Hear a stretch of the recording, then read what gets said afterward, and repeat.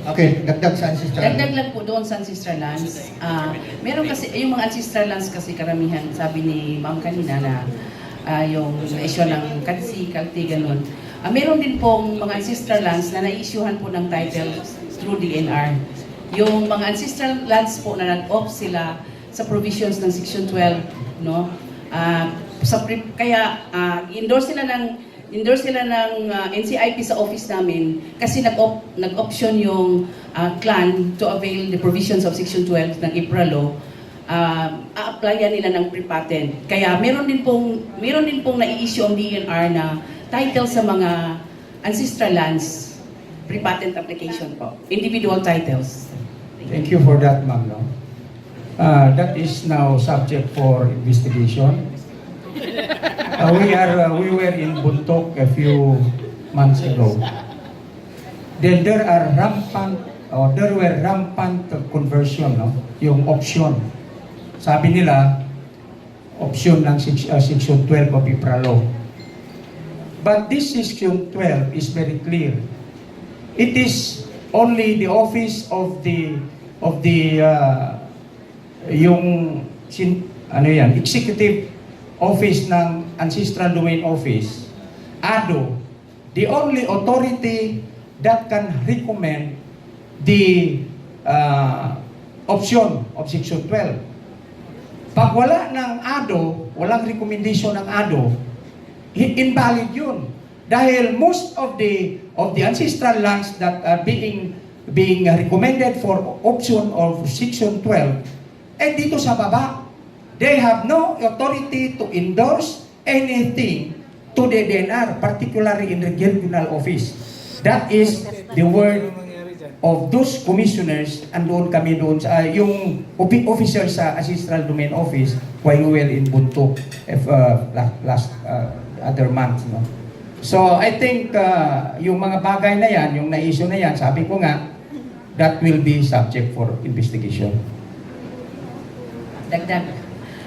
For the information of everybody, sa Sarangani po, kami, we did not process titles on ancestral lands without first seeking the approval of the NCIP. Yung sa maasin po na area na na-issuehan po ng mga title, dumaan po yun sa NCIP Bank. 2 times po kami humingi ng legal opinion. Kasi ang DNR po, we are only on the issuance of titles. We have no hand in the determination of legal claimants. So kami, hiningi muna namin ang legal opinion ng NCIP po for them to determine the legal claimants. Kasi ang trabaho po ng DNR is just on the approval of the patents. Ang sa NCIP po talaga namin kinukuha yung authority na i-process namin yung nag-request na clan sa amin for the issuance of yung patents through free patent. Meron din po kami dyan sa Maasim na dumaan po talaga siya sa korte. Yung korte na po ang sa amin na pwede na kami mag-go. So, dito sa Sarangani, as far as I know, because I was then assigned in Makima, dumaan po lahat sa NCIP with the approval of the NCIP po yung lahat. Sakit sa kanila ni Sir, meron sila dyan. Dumaan po lahat yan sa NCIP. Okay, may add lang ako. May dalawa yatang county nag-i-issue sa Maasim. I forgot the exact name yung title nun. Pero they are called Midnight Approved, which is na-cancelled na siya ngayon. So, dalawa yon. So, may na kami, memorandum sa NCIP na kinancel.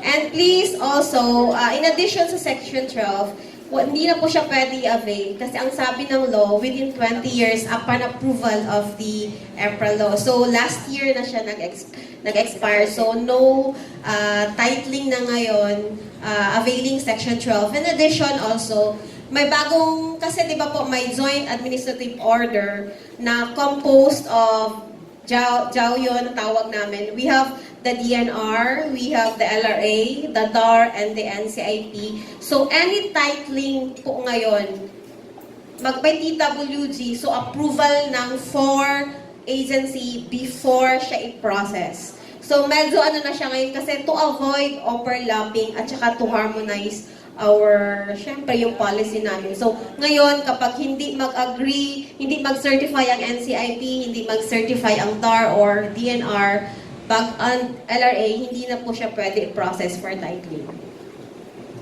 Okay, thank you, Ma'am Tatat, Ma'am Lumboy, Assessor Donato. More of ancestral lands later on, that will be our subject on CPD. Now, fake or non-fake title about ancestral land. Here is this trending fake titles. So, problema ito kung makarating sa atin, di ba? We are selling fake titles. Madadamay tayo dito. No? Of course. So, how this thing happen? Maybe